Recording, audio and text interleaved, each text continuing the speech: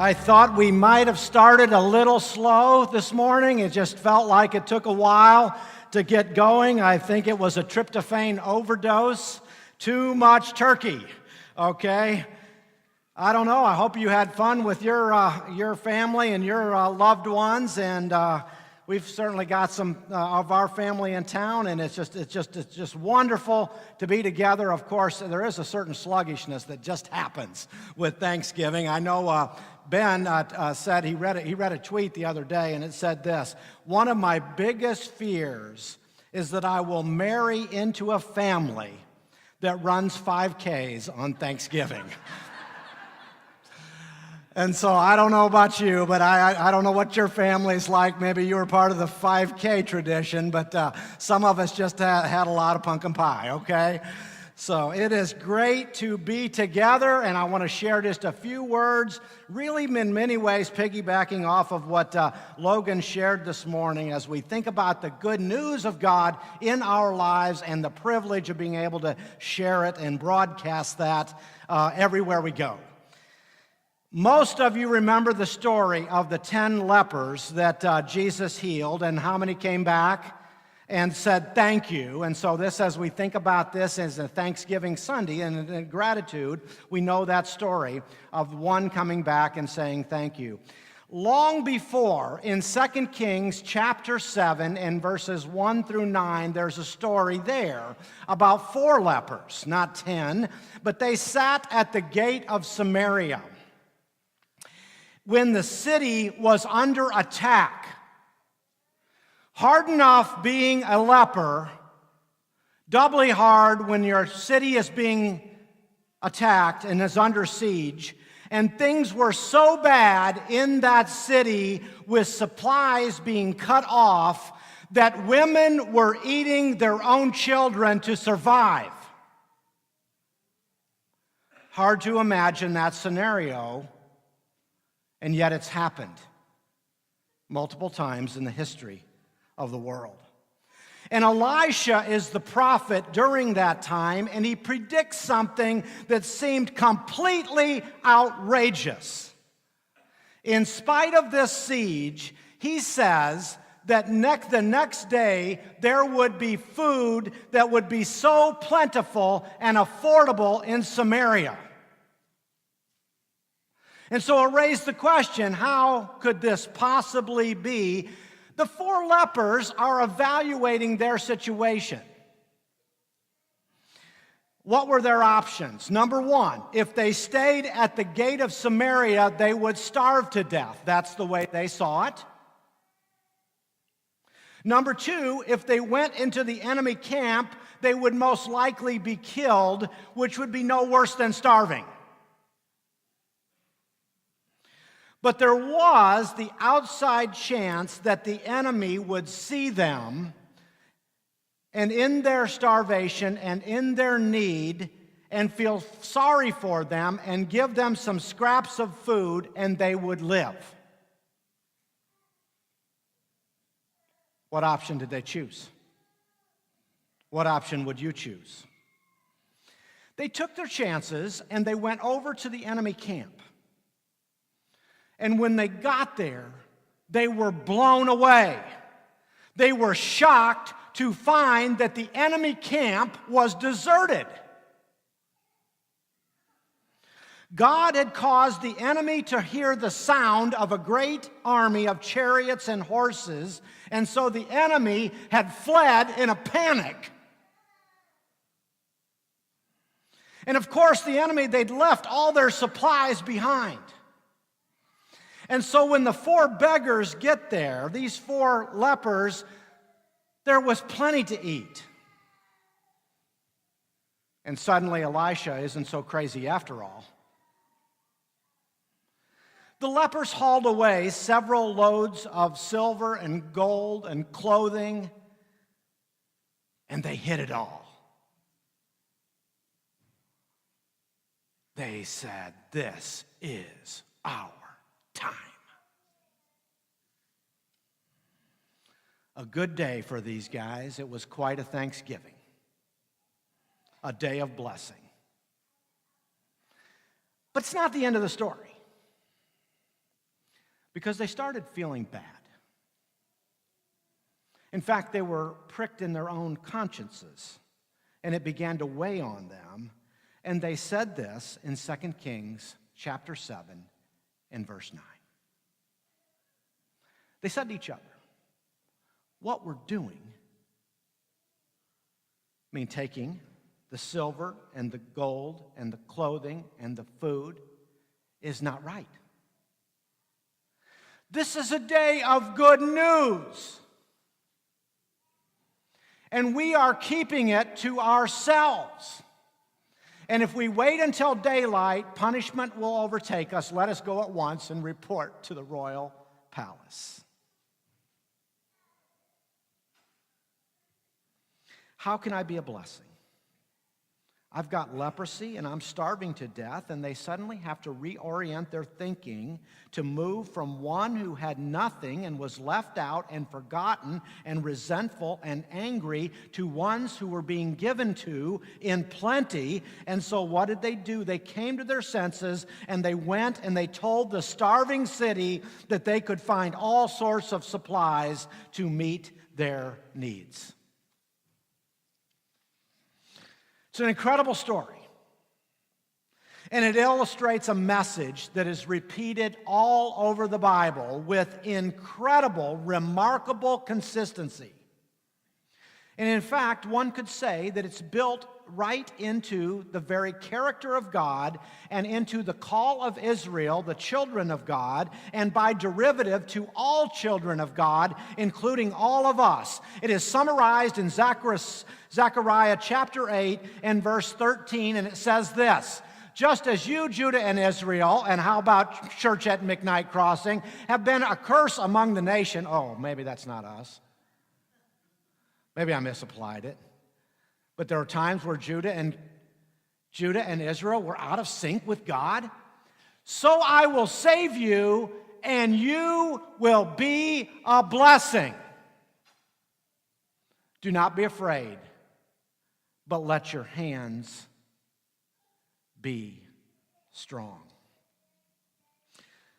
The only reference that the Apostle Paul ever makes to the teachings of Jesus is simply this: it is more blessed to give than to receive.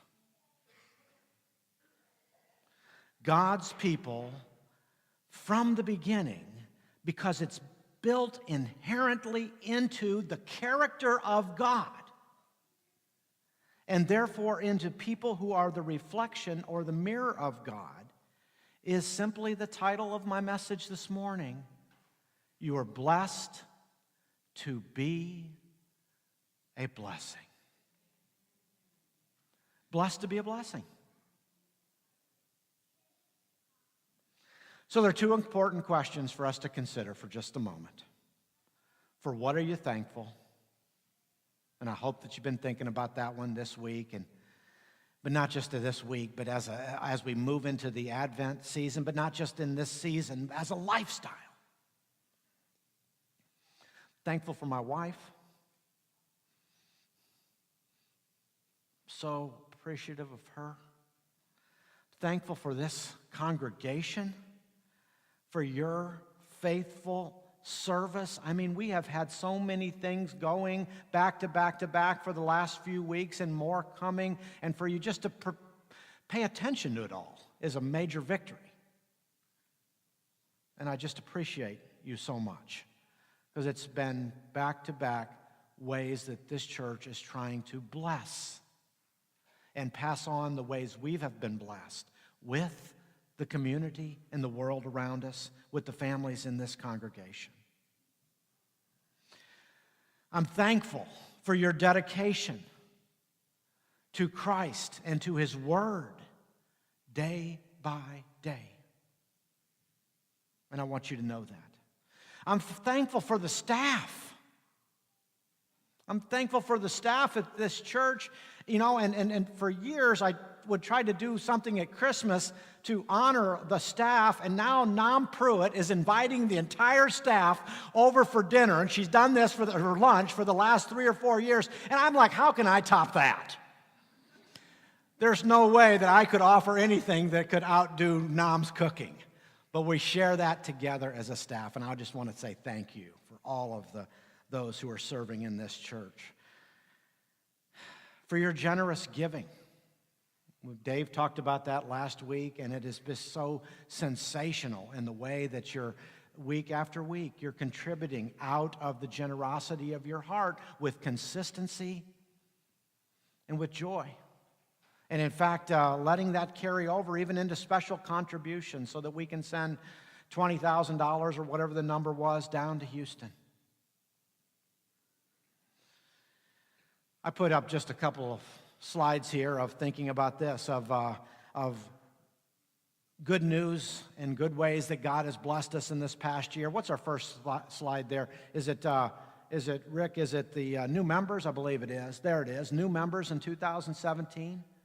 Daniel Gray, here he is. He's been leading worship in the auditorium on a consistent basis. Next time you see him, thank God for him and for him using his gifts. And Kara Carricker and Stephen and Emily Lawson, and Stephen's been one of our Bible class teachers this quarter.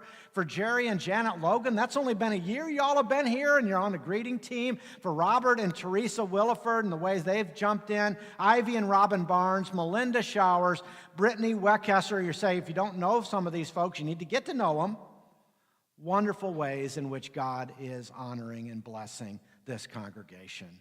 And I just want to say thank you. Both thank you to welcoming new members and to thank you to the new members that are a part of this body. Go ahead and put up the next slide. How about the new babies in 2017? And I don't know if that little picture there of Jason and Wilka, if anybody, I don't know, Jeremy maybe borrowed that one from Facebook, I'll bet. But there is Naomi. And I was trying to count up the babies, and I was trying to put together a little collection here with the church and ask a list from Dolores and then Jeremy. And somehow in my final list, I only had 6 on there. And I'm like, who am I missing? Who am I missing? I know that I'm missing one. It was my grandson, Gates Grimshaw. Okay, so this actually dates back 12 months. Okay, it's not just 2017, but the end of November, and I tried to do a year period. But 7 babies in 2017. The way God has honored us in so many incredible ways. And go ahead and put up the next slide. How about baptisms? People who have given their life to Jesus and said, "I want to follow Him." And Parker Martin, that was at about Thanksgiving last year. And Samuel West and Brianna Ham, Brianna and Fred Kennedy Jr., Stacy Borth, Grumpy Dave Arnold. Okay, thank God for his decision to put his faith in Christ. And Cora Blackford, Delaney Whalen, Olivia Lowe, Gracie Earnhardt, and others I know as a result of the influence of this family of faith as well. And so extensions, but these are the ones that are active part of this congregation in some way, or family members of this congregation. So, wow, isn't that testimony to, again, God's goodness and passing on this blessing, blessed to be blessed. I think it's a challenge if you've been a recipient, as Logan already pointed out, of God's grace. And I would say this, both His supernatural grace in the death and the resurrection of Jesus, and the common graces of what I would call the graces of intelligence, or family, or education, or nature, or natural abilities, and maybe gifts that others have given you. But what can happen is that we become this repository for these gifts. And we fall into the same trap that the children of Israel did, generation after generation. Was somehow claiming it as their own, or thinking that their salvation was for themselves.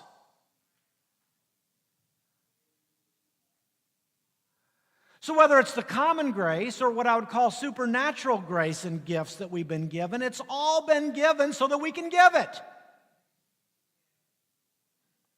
A blessing to bless others. And I think what happens is that so often deep within we operate from fear, from scarcity, from greed, or from competition, rather than as ones who freely need to give because we have been freely given to. You see, I want to suggest, and I know this may even sound a little bit self-centered, but you are missing out on the very best part if you take in God's gifts, whether the common grace or the supernatural grace, and hold on to it.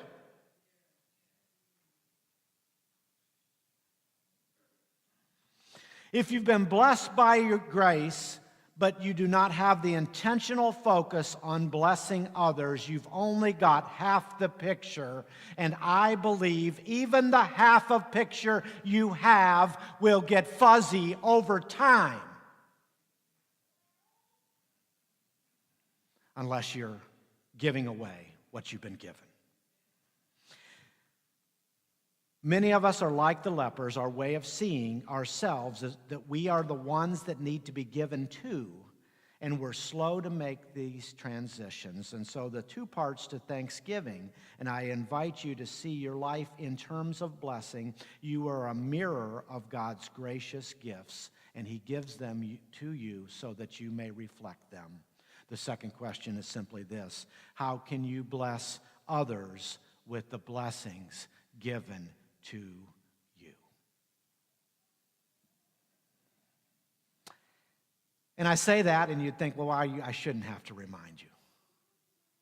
But generation after generation, the children of Israel had to be reminded.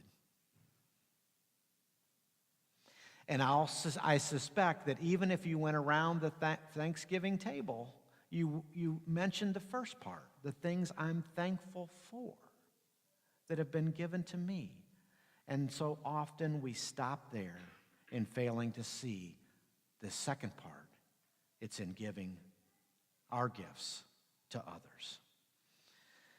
I want to invite you to imagine your life being composed of blessings flowing out of you on a constant, consistent, and liberal basis. That's how I want to be identified. That's who I want to be as a person, not just on Thanksgiving week. Who am I? I am a person of blessing, a person that looks and attends to every opportunity to bless others. It's a way of being in the world. Blessings flow from you because God is living in you, giving to you, and your role is to keep the blessings flowing.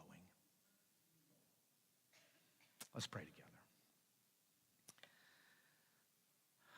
Lord, what incredible, incredible story from 2 Kings and reiterated all over the Bible, because you do so consistently and so graciously and so liberally give to us. Thank you for doing that in all that our salvation means.